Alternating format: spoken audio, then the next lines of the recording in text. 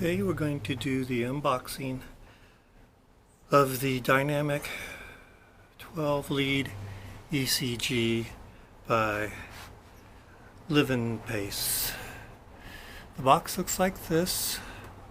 On the side, see if I can get it in there, you got all the instructions for the delivery man to make sure it doesn't get too hot or too cold or crushed or anything like that. When you open it up, there's actually quite a bit of stuff in here. One of the first things you get is this packing list. See if I can get this to focus. And you can pause it to see about all the different things in there.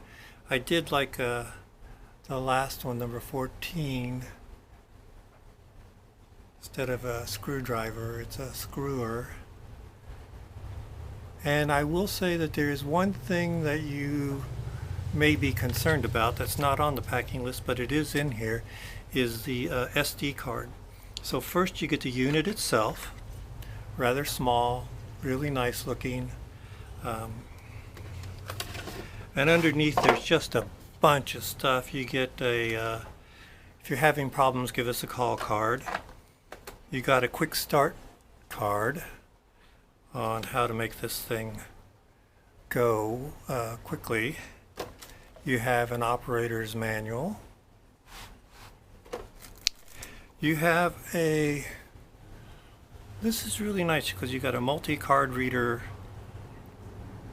device to take the SD card that's actually in the device itself and attach it to your computer.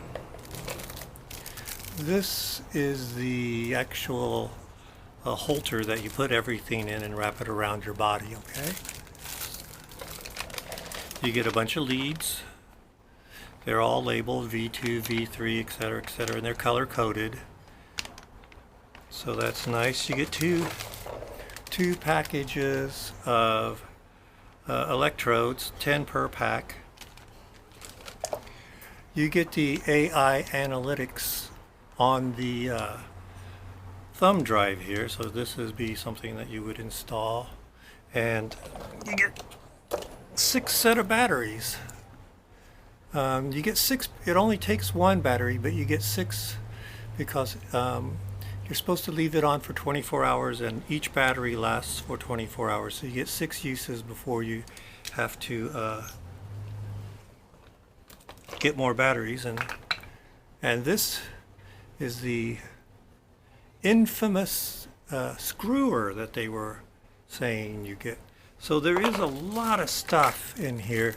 And for somebody who's not very technically oriented, it might be a little daunting, but this, the best way I can put it is this is the real McCoy. This is something that, according to the operator's manual, they do use in hospitals around the world. The way I plan to use it, I think, is going to be of interest to you in that, oops, put that in the wrong order. This is a 10 lead, 12 pieces of output, 24-hour heart monitor. What I've got already is, I don't know if you've seen these before, but these are the little 2 lead monitors that you hold like this and pinch like that, and it basically tells you that there is something wrong with your heart or not. It tells you regular heartbeat or irregular heartbeat. I also have a chest strap monitor like this that gives you the equivalent of a 2 lead output. Now, why do I think, or where do I think the use of this one is going to be? I think the best way to do this is to take one of these and check it first when your heart is not feeling good to see if it comes back with there's something going on, and if there is, then switch over to this one. And the equivalent that I came up with is like if in your car you have a check engine light that just comes on every now and then. Well, this one, and this one will give you the check engine light.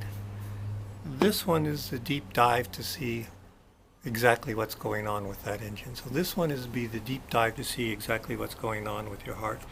And I think this is actually better than what you can get with a 12 lead ECG at a hospital, because when you go into the hospital, that 12 lead ECG is over maybe what, 10-15 seconds.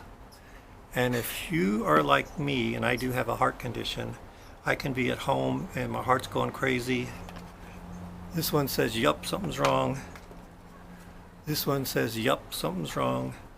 By the time I get to the hospital or to the emergency room, get checked in, get assigned to bed, get assigned to doctor, and they bring in their ECG machine.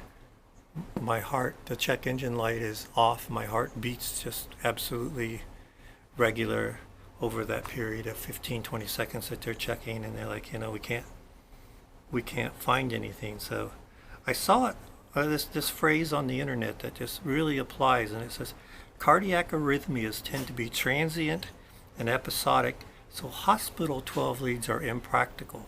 They're impractical because they only catch maybe a 5, 6, 10 second interval while you're in there, and whereas this one will catch 24 hours.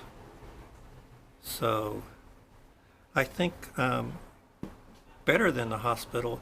And if you and also when I've been in the hospital and they're like, all right, let's try to see what's going on, they will order a halter for me, and it's usually a stick on the chest 2 lead, like, you know, on the chest. It just like glues to your chest, and it's a 2 lead halter, which doesn't give them as much information as this one. So I think this one, my first impressions are that this one is going to be far better than at capturing irregular heartbeats than what you get at a hospital, and will give you a ton more information than you can get from either this or this. So I will put in another video when I get either this one or this one telling me that something's going on, and I'll do a check with this one over 24 hours. But right now my heart's beating fine, so I don't have anything to compare it to see how practical it is. But right now I think this one's the real deal.